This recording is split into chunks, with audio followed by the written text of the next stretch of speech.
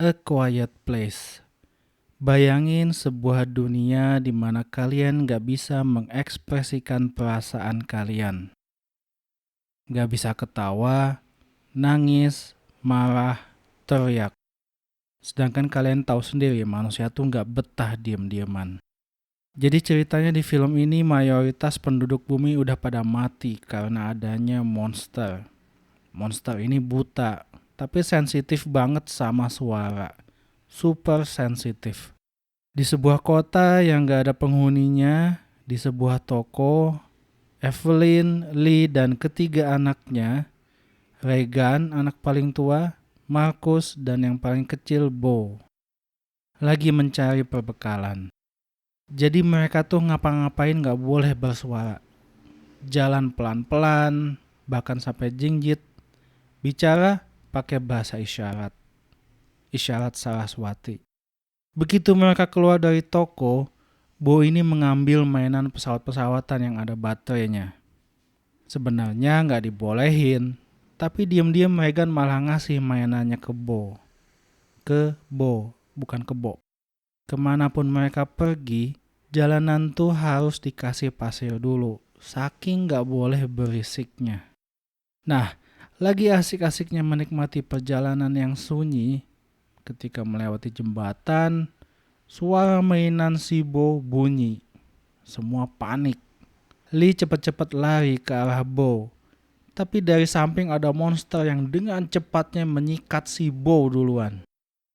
Udah deh, end buat anak mereka yang paling kecil. Setelah lebih dari setahun, mereka masih belum bisa melupakan peristiwa yang terjadi dengan Bo. Apalagi Regan yang pasti merasa bersalah. Dia juga ngerasa kalau Lee gak suka sama dia, karena apa-apa gak dibolehin. Lee sendiri sibuk ngumpulin informasi soal monster ini. Dia punya ruangan bawah tanah tempat kerjanya, dan sambil ngawasin sekitar rumah pakai CCTV. Evelyn, dia lagi hamil. Dia nyiapin semua perlengkapan buat bayinya nanti. Nah, bayi kan pasti nangis terus tuh ya. Kira-kira gimana ya caranya biar nggak berisik? Gimana kalau kata kalian? Di sini sih diliatin ada tabung oksigen sama masker. Mungkin itu kali ya yang nanti dipakai biar suara tangisan bayinya bisa diredam. Regan ini ternyata tunarungu guys. Jadi Lee ngebuatin alat bantu dengar buat dia. Regan gak mau make, soalnya gak pernah berfungsi dengan baik. Lee kemudian ngajak Marcus untuk keluar mencari persediaan makanan. Marcus yang ketakutan sebenarnya gak mau. Sebaliknya, Regan pengen banget buat ikut, tapi disuruh tinggal. Bete kan dia. Diam-diam, Regan kabur dari rumahnya.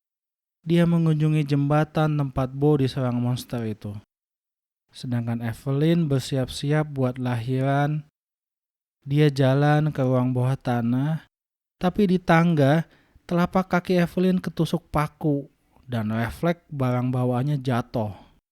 Bayangin, paku yang lumayan ukurannya sepanjang telunjuk itu nusuk dan Evelyn harus menahan pedihnya. Gak boleh teriak. Paling sampai keluar air mata aja. Tapi monster itu tetap muncul, soalnya ada suara barang jatuh. Waduh, mau lahiran, sendirian, kaki luka, dijenguk monster guys. Lee dan Marcus dalam perjalanan pulang melihat sinyal bahaya. Mereka pun cepat-cepat pergi ke rumah. Sementara si monster ini udah turun ke ruang bawah tanah. Evelyn udah nyiapin alarm yang berbunyi sehingga monsternya sibuk dan ngamuk-ngamuk nyari alarmnya. Manfaatin situasi, Evelyn langsung kabur. Dia naik ke lantai atas dan masuk ke bathtub buat mempersiapkan kelahiran bayinya. Mungkin namanya masih kangen, si monster ini naik juga ke atas. Ngintilin terus ya. Lagi sakit-sakitnya proses melahirkan, si monster udah nongol nih di belakang Evelyn. Udah mau ciluk bak tuh. Tahu-tahu ada suara kembang api yang dinyalain Marcus. Jadi monsternya pergi dari sana. Evelyn pun teriak mumpung suasana lagi berisik. Misalkan kembang apinya dinyalain di dua lokasi berbeda secara bersamaan dengan jumlah yang sama dan bunyi ledakan yang sama kerasnya, kira-kira jadi pusing nggak ya monsternya? Apa dia bakal bolak-balik terus sampai kembang apinya mati?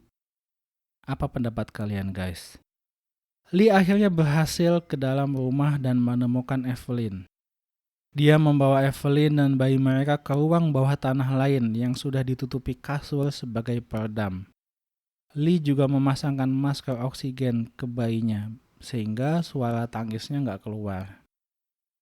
Regan dan Marcus akhirnya bertemu di luar, kemudian pergi ke sebuah gudang. Lee pergi meninggalkan Evelyn untuk mencari kedua anaknya. Tapi tanpa disadari, ada air bocor dekat ruang bawah tanah. Calon masalah nih. Dan bener aja, air yang bocor tadi membanjiri ruang bawah tanah tempat Evelyn istirahat. Jadi pas dia ngangkat bayinya pelan-pelan, monster itu ternyata ada tepat di depannya. Evelyn mundur dan monster itu pun mendekat. Tapi tidak lama langsung pergi. Ternyata Marcus jatuh ke tempat penyimpanan jagung. Marcus panik karena kesedot ke dalam tumpukan jagung yang sudah menjadi butiran.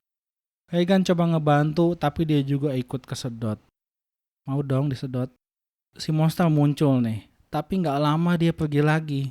Ternyata alat bantu dengar punya Regan itu menghasilkan semacam noise atau bunyi berisik yang bikin si monster kesakitan. Mereka pun bertemu sama Lee, tapi Lee malah nyuruh mereka sembunyi. Soalnya ada monster deket sana. Lee pun melawan monster itu tapi kalah. Marcus teriak melihat ayahnya dihantam oleh monster ini. Akibatnya monster itu ngedeketin anak-anak. Lee yang luka parah akhirnya bangun dan sengaja bikin suara biar monsternya datang lagi ke dia. Si monster ngedengar suara berisik yang dibikin sama Lee. Sebagai ucapan perpisahan, Lee dengan bahasa isyarat bilang ke Regan, I love you. I have always loved you. Terus teriak sekencang-kencangnya. Anjir, ini pengorbanan seorang ayah, men. Di sini Regan kayak tertampar sepatu PDL. Dia salah soal ayahnya selama ini. Mungkin ayahnya cuma tegas, biar nggak ada kejadian yang sama kayak Bo. Tapi Regan nggak nangkep pesannya. Anak-anak pun kabur dari sana dan bertemu dengan Evelyn. Evelyn ternyata menyaksikan semua kejadian dari kamera CCTV di rumahnya. Mereka pun berpelukan. Kalau di film lain, momen kayak gini biasanya nangis sejadi-jadinya. Tapi di sini mereka cuma bisa nangis dalam diam. Mereka pun masuk ke ruang bawah tanah. Anak-anak belum pernah masuk ke sini. Makanya Regan kaget. Ketika dia melihat meja kerja ayahnya, ada banyak catatan hasil pencarian tentang monster ini. Dia juga lihat ada banyak alat bantu dengar yang udah dibikin ayahnya. Nangis-nangis dah tuh. Nih monster emang nyebelin ya. Lagi sedih-sedihnya, dia datang lagi. Regan inget kejadian ketika di gudang.